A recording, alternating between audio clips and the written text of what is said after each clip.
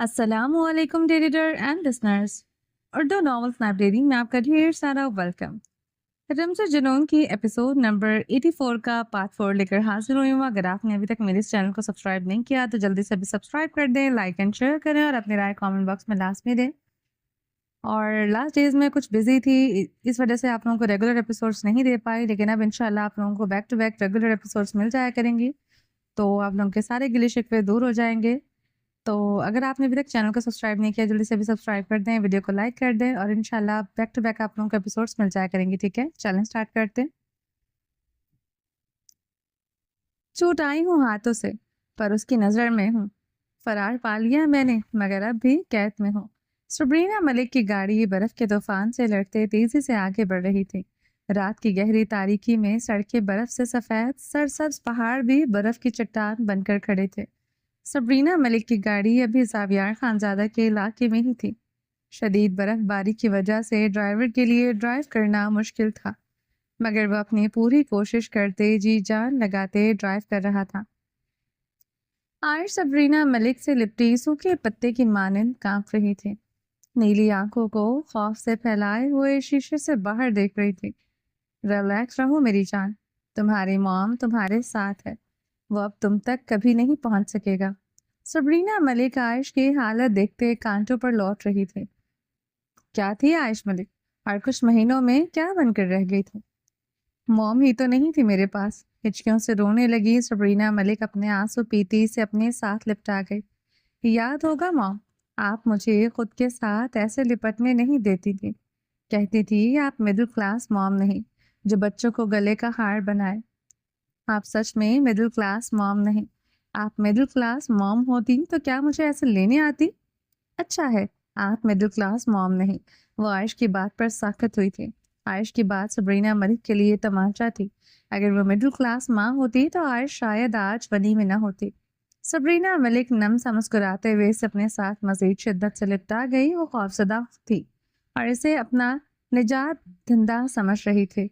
अगर वो आज नाकाम ठहरी तो आयश मलिक शायद ही इससे कभी माफ़ कर पाए या मोहब्बत कर पाए। अपनी बेटी की हालत की जिम्मेदार खुद को समझ रही थी। अगर वो आयश के साथ होती कभी इसे वनी में न जाने देती। बर्फबारी मजीद शिद्दत इख्तियार करने लगी थी। गाड़ी आहिस्ता आहिस्ता इन बर्फीली सड़क पर रेंगने लगी। गाड़ी की रफ्तार आहिस्ता होने पर आयश की आंखें खौफ से मजीद फैली थी। मॉम, वो रोते हुए सबरीना मलिक को देखने लगी।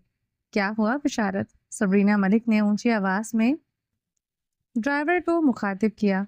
मैडम, बर्फबारी शिद्दत इख्तियार करती जा रही है, ड्राइव करना बेहद मुश्किल है। इतराफ में गहरी खाइयाँ शुरू हो गई हैं।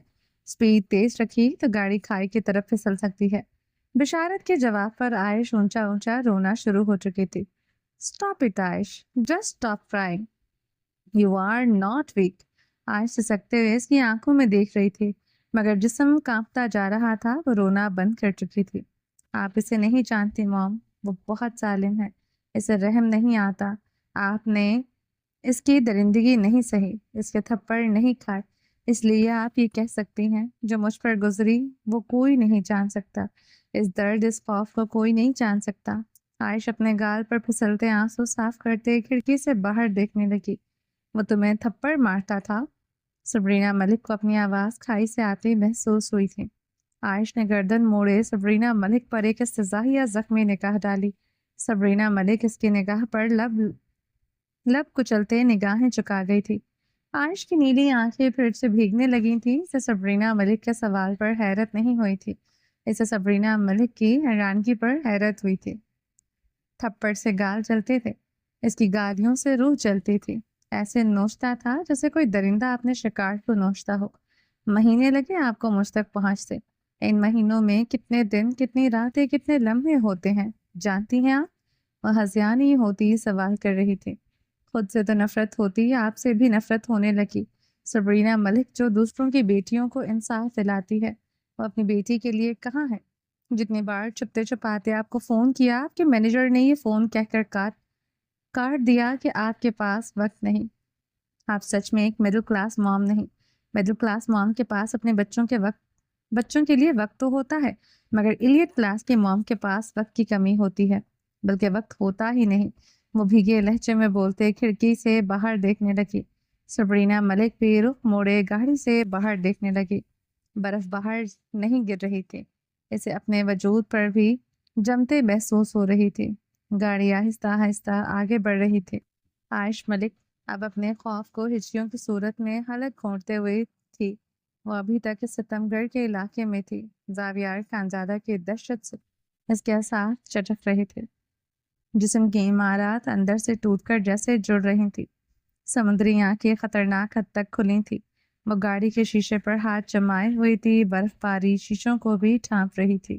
گاڑی یکدم ایک جھٹکے سے رکی تو لمحہ بھر کو گاڑی دائیں جانب لڑکھڑائی، جیسے موت نے جھانک کر دیکھا ہو۔ موت! وہ خوف سے چیختی ہوئی سبرینا ملک کے ساتھ لپٹ گئی۔ برفانی وادیوں میں گونجتی اس کی چیخ نے جیسے پورے فضا کو چیر دیا تھا۔ بشارت! سبرینا کی آواز تیز تھی۔ میں پوری کوشش کر رہا ہوں میڈم۔ بشارت کے ماتھے پر پسینے کی دھار گاڑی کے ہیٹر کے باوجود واضح تھی۔ گاڑی میں موجود 3 عدد گارڈ بھی اپنی جیکٹس میں پسٹل چھپائے چوکنا بیٹھے ہوئے تھے۔ برفانی ہوا شیشوں پر دستک دے رہی تھی، جیسے باہر کوئی وحشی درندہ سانسیں لے رہا ہو۔ عائش کی آنکھیں بار بار پچھلے شیشے کی طرف جا مڑتی تھیں۔ وہ پھر سے گردن موڑے پیچھے دیکھنے لگی۔ موم، وہ کہیں پیچھے تو نہیں؟ اگر وہ ہمیں فالو کر رہا ہو تو؟ موم، اس کے زندہ رہتے میں ان صفاق پہاڑوں سے نہیں نکل سکتی۔ وہ ہنسیانی ہوئی سبرینا نے ایک گہری سانس لے کر اسے مضبوطی سے تھاما۔ اگر وہ موت ہے تو میں زندگی بن کے تمہارے ساتھ ہوں۔ وہ تم تک اب نہیں پہنچ سکے گا میری جان، یہ میرا فاتح ہے تم سے۔ وہ اپنے آنسو پیتی عائش کی آنکھوں کو چومنے لگی جن میں چھپا درد اور خوف اسے اذیت کی انتہا پر پہنچائے ہوئے تھا۔ I trust you, Mom, but I'm scared, really scared, and I don't know how to stop feeling like he's still here inside me breathing down my neck. مجھے آپ پر یقین ہے، مگر مجھے بہت ڈر لگ رہا ہے۔ ایسا لگتا ہے وہ ابھی بھی میرے آس پاس ہے، میرے اندر، میری سانسوں میں۔ وہ خوف سے ڈوبی ہچکیوں میں بولی۔ سبرینا ملک گہرے سانس لیتے اسے اپنے ساتھ لپٹا کے تھی۔ عائش کی حالت پر دل خون کے آنسو رو رہا تھا۔ گاڑی پھر سے سڑک پر پھسلنے لگی تھی۔ سڑک کے کنارے کوئی حفاظتی ریکنگ نہ تھی، صرف نیچے مہی بندھی کھائی تھی۔ ڈرائیور نے ایک ہاتھ سے اسٹیئرنگ سنبھالا تھا، دوسرے ہاتھ سے گاڑی کو متوازن کیا۔ ٹائروں نے چرچر کی آواز کے ساتھ برف پر گرد بحال کی۔ دور فجر کی اذانوں کی آواز آ رہی تھی۔ رات ویسے ہی تاریک اور گہری تھی۔ برف کا طوفان بھی ویسا ہی تھا، بلکہ پہلے سے زیادہ بے رحم ہو گیا تھا۔ لمحے بھر کو ہر شے خاموش ہو گئی تھی، بس عائش کی ہچکیوں کی آواز، درد، دور پہاڑوں میں گونجتا برف کا طوفان اور اذان کی آوازیں تھی۔ گاڑی اب ہموار راستے پر تھی۔ اب دونوں اطراف میں گھنی جنگل اور بلند پہاڑ تھے۔ یکدم دور سے گاڑی کی ہیڈ لائٹس دکھائی دی تھی۔ مام، گاڑی پیچھے لو، وہ آ رہا ہے، عائش ہزیانی چیخی۔ عائش، کیا ہو گیا ہے؟ وہ کسی ٹورسٹ کی گاڑی ہوگی یا یہاں کے مقامی لوگوں کی؟ نو مام، یہ اسی کے آدمی ہے، یہ اسی کا علاقہ ہے، وہ چیک ان بیلنس رکھتا ہے مام۔ اس کی لکڑیوں کے ٹرک یہاں سے گزرتے ہیں، اس کے آدمی ہر جگہ پر ہوتے ہیں۔ گاڑی پیچھے لو ورنہ میں اس گاڑی سے کود جاؤں گی۔ عائش جتنی زور سے چیخ سکتی تھی اتنا چیختی تھی۔ اس کے حلق میں خراشیں پڑ گئی تھی، کھانسی کا شدید دورہ پڑا تھا۔ بشارت، گاڑی کو بیک پر لے کر دوسری سڑک پر موڑ دو۔ عائش کی حالت پر سبرینا ملک نے ہڑبڑاتے ہوئے حکم دیا۔ ڈرائیور نے گاڑی بیک پر کرتے بڑی مہارت سے دوسری سڑک پر موڑ دی تھی۔ گاڑی دوسری سڑک پر اب فراٹے بھرنے لگی۔ جو گاڑی ان کی طرف آ رہی تھی، اسی گاڑی سے ان کی گاڑی پر فائرنگ ہونے لگی۔ عائش چیختے ہوئے سبرینا ملک کے ساتھ لپٹی۔ گاڑی تیز چلاؤ۔ سبرینا ملک کے حکم پر ڈرائیور نے گاڑی تیز کی اور گاڑی پیچھے رہ گئی۔ ان کے پیچھے نہیں آئی تھی۔ مام، میں نے کہا تھا نا، یہ زاویار کیا آدمی ہوں گے، انہیں لگا ہوگا ہم لوگ ان کے دشمن کے علاقے کے ہیں۔ عائش ہچکیوں میں بتا رہی تھی۔ دشمن علاقہ؟ سبرینا ملک نے حیرت سے عائش کے الفاظ دہرائے۔ مام، یہاں کوئی درخزی خانزادہ ہے، اس سے ان لوگوں کی دشمنی ہے۔ زاویار اور درخزی کی حدود میں کئی گاؤں آتے ہیں، انہوں نے اپنے اپنے علاقے پر پہرا بٹھایا ہوا ہے۔ آپ یہاں آئے کیونکہ زاویار نے آنے دیا۔ اب ہم واپس نہیں جا سکیں گے۔ جیسے ہی اسے پتا چلا کہ میں حویلی میں نہیں ہوں، اس کے آدمی چاروں طرف سے علاقے کو گھیرے میں لے لیں گے۔ عائش کی باتوں پر سبرینا ملک ساکت ہوئی تھی۔ گاڑی تیزی سے آگے بڑھ رہی تھی کہ سامنے سے آتی ایک جیپ گاڑی کے آگے آتی ان کا راستہ روک چکی تھی۔ عائش کی خوف سے سانسیں حلق میں اٹکی تھی، وہ پسینے سے نچڑنے لگی۔ اس جیپ میں بہت سے مرد چاروں چادروں میں لپٹے بندوقیں لیے جیپ سے چھلانگے لگاتے اترے گئے۔ سبرینا کے گارڈز بھی پسٹل اپنی اپنی جیکٹ سے نکال چکے تھے، مگر اپنی گاڑی سے نہیں نکلے تھے۔ عائش اور سبرینا ملک کی حفاظت کی وجہ سے وہ گاڑی میں بیٹھے تھے۔ وہ لوگ تعداد میں زیادہ تھے اور ان پر بندوقیں تانے ان کی گاڑی کو گھیراؤں میں لے چکے تھے۔ عائش خوف سے مزید کانپنے لگی۔ سبرینا ملک نے عائش کو خود سے علیحدہ کرتے ایک سانس کھینچی تھی۔ صباحت، میں گاڑی سے اترنے لگی ہوں۔ اگر کچھ بھی غلط ہو تو عائش کی زندگی کے لیے جو کرنا پڑا تم لوگ کرو گے۔ میرے اترتے ہی گاڑی لاک کر دینی ہے۔ وہ مضبوطی سے بولتے گاڑی کا دروازہ کھولتے اتر گئے۔ ماں، عائش کے لفظ حلق میں گھٹتے آنسو سے گرم سیال گرنے لگا۔ لبوں پر ساویار کے لیے بددعائیں رقصہ ہوئی۔ کون ہو تم؟ اس طوفان میں کیوں نکلے؟ ایک مرد سبرینا ملک کی طرف بڑھا، چہرہ چادر میں چھپا ہوا تھا۔ سبھی کے چہرے چادر میں چھپے تھے، صرف آنکھیں نظر آ رہی تھی۔ ادھر خزی خانزادہ کا علاقہ ہے۔ سبرینا ملک کے سوال پر اس نے سر اس بات میں ہلایا۔ اس نے کہا، وہ ہمیں امان دے گا، ہمیں اپنے دشمن زاویار سے بچائے گا۔ سبرینا ملک کی بات پر سب نے ایک دوسرے کی طرف دیکھا تھا۔ اسے کال کرو، میری بات کرواؤ۔ سبرینا ملک نے داؤ پیچ کھیلا تھا۔ عائش ملک کے لیے وہ کچھ بھی کر سکتی تھی۔ اگر زاویار طاقتور تھا تو اس کا مطلب صاف تھا، اس کا دشمن بھی طاقتور تھا۔ اگر درفزی خانزادہ انہیں امان دے دیتا تو وہ لوگ زاویار سے بچ کر نکل سکتے تھے۔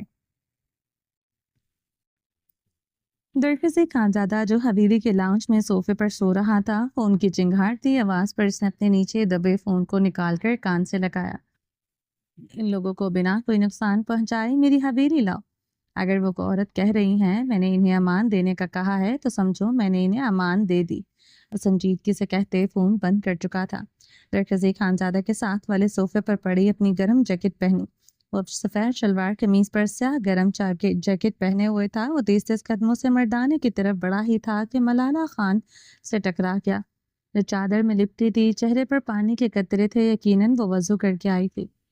کیا ہوا خان، سب ٹھیک ہے؟ ملالہ خان نے درخزی کی سرخ آنکھوں کو دیکھتے پوچھا۔ وہ اسے لاؤنج کے صوفے پر سوتا دیکھ چکی تھی۔ مہمان آ رہے ہیں، اچھا سا ناشتہ تیار کرو۔ وہ سنجیدگی سے حکم دیتے مردانے کی طرف بڑھ گیا تھا۔ ڈیڈ، میں زنیشا موبائل فون کون سے لگائے سرگوشی میں بات کر رہی تھی۔ زرک بیڈ پر لیٹے بے حد گہری نیند سو رہا تھا۔ اس نے پانی میں نیند کی گولیاں ملا کر اسے دی تھی، کافی زیادہ پراسر تھی۔ وہ لمحوں میں گہری نیند میں ڈوب گیا تھا۔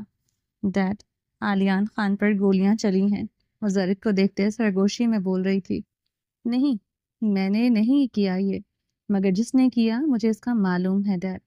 فکر نہ کریں، آج رات ساویار پر ایک اور قہر ٹوٹے گا، اس کے آگے گودام میں آگ لگ جائے گی۔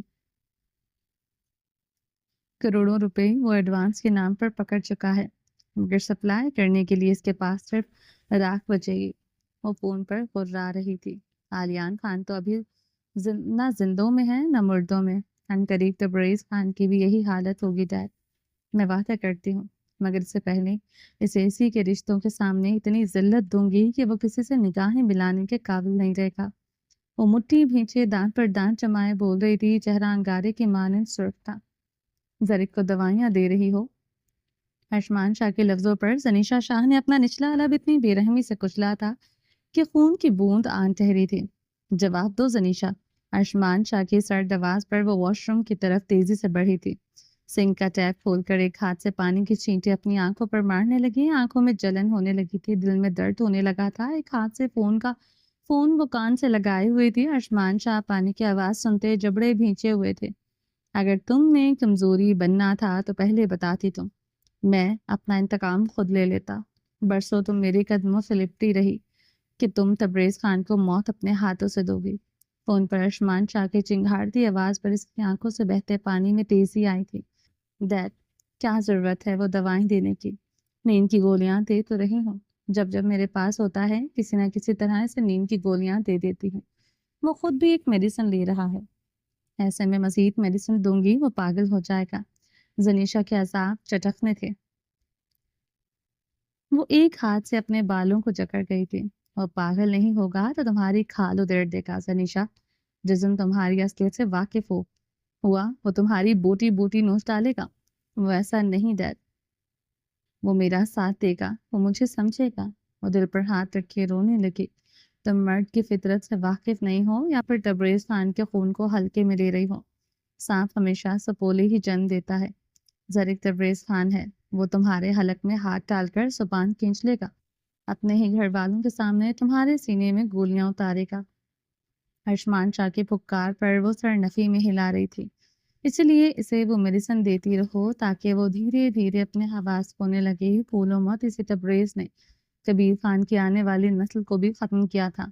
عثمان شاہ کہتے فون بند کر چکے تھے, ہم کو مت مارو, ہم ماں بننے والا ہے. لفظ سماعتیں چیرنے لگی. وہ فون زمین پر پھینکتے اپنی سانسوں کو جکڑ گئی. استھمے کا شدید اٹیک آیا تھا. وہ گردن پر ہاتھ رکھے کمرے میں بھاگتے ہوئے آئی کانپتے ہاتھوں سے سائڈ ٹیبل کے دراز سے انہیلر تلاش کرنے لگی. وہ بہت سی چیزیں دراز سے نکالتے پھینکتے جا رہی تھی. سامنے پڑھا انہیلر نظر ہی نہیں آ رہا تھا. سانسوں کے ساتھ دماغ بھی چکرا رہا تھا. آنکھوں میں آنسوؤں کی دھندلاہٹ تھی. وہ کانپتے ہاتھوں سے انہیلر پکڑے اپنی سانسیں انہیل کرنے لگی. سانسیں انہیل ہوئیں تو بھیگی نگاہیں اس پر ٹک گئیں.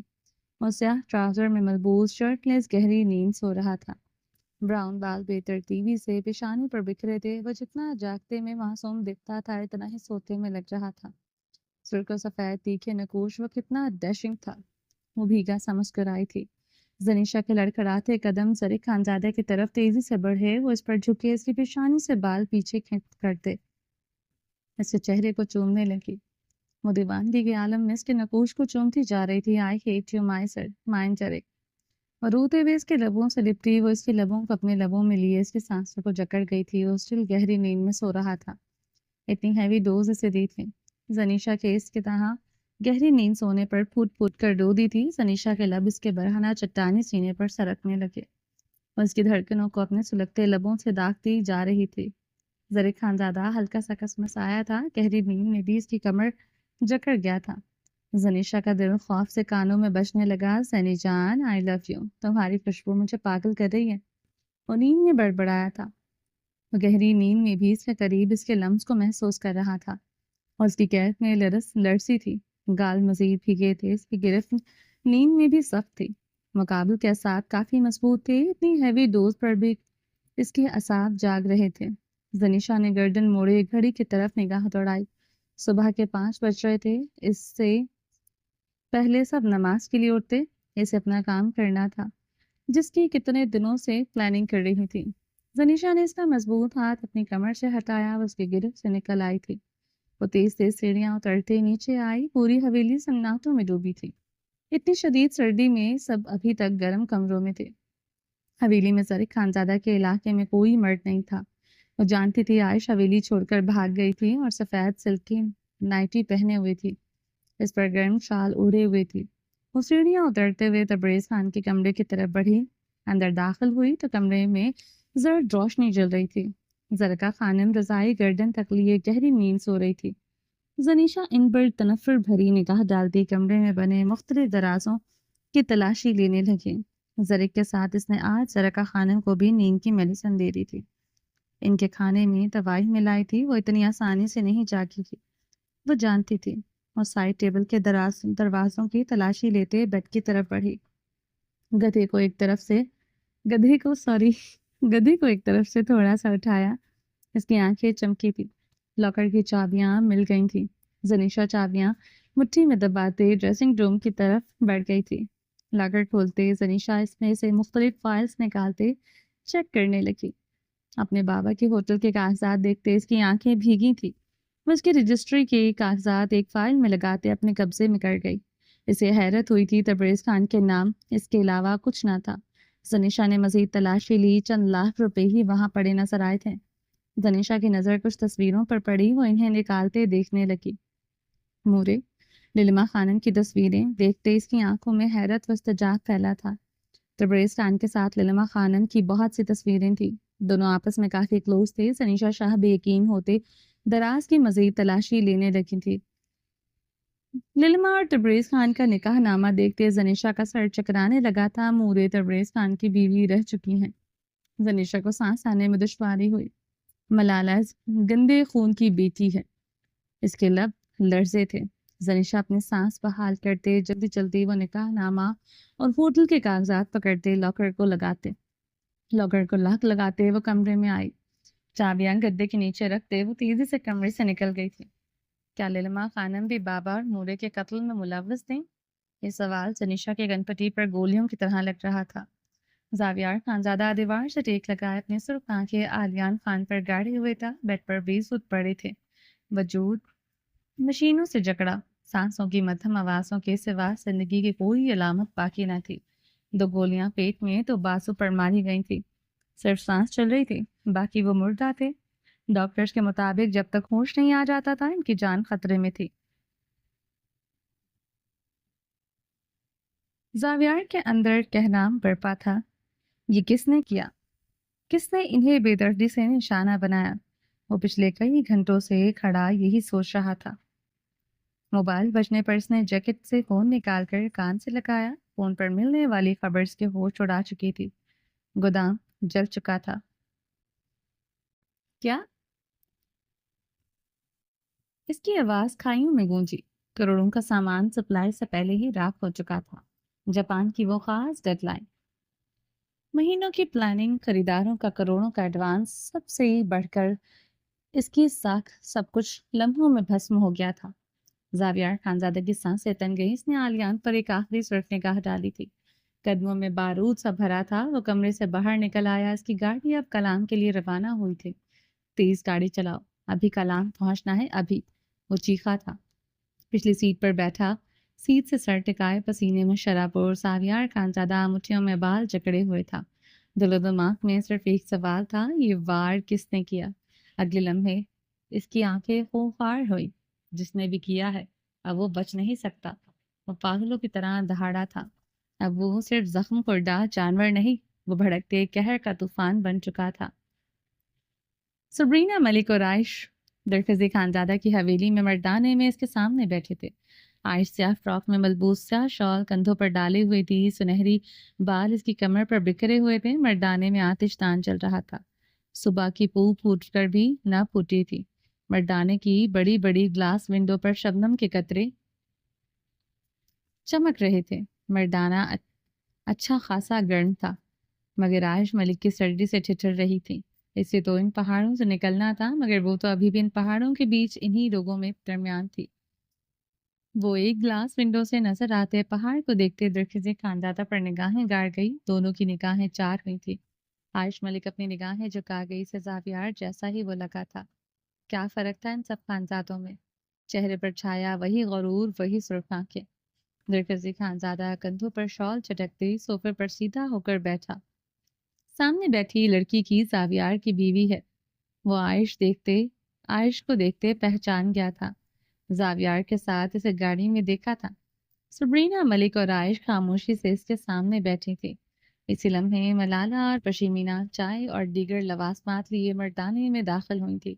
اور سبرینا ملک اور عائش ملک کے سامنے بڑی سی ٹیبل پر وہ ڈشز چنتی جا رہی تھی۔ چاندی کی پلیٹ میں رکھے گئے ابلے انڈے، تازہ تندور کی بھاپ چھوڑتی ہوئی چپاتی اور روحنی نان، ایک ڈونگے میں چنے اور گوشت کا قہوہ دار شوربہ۔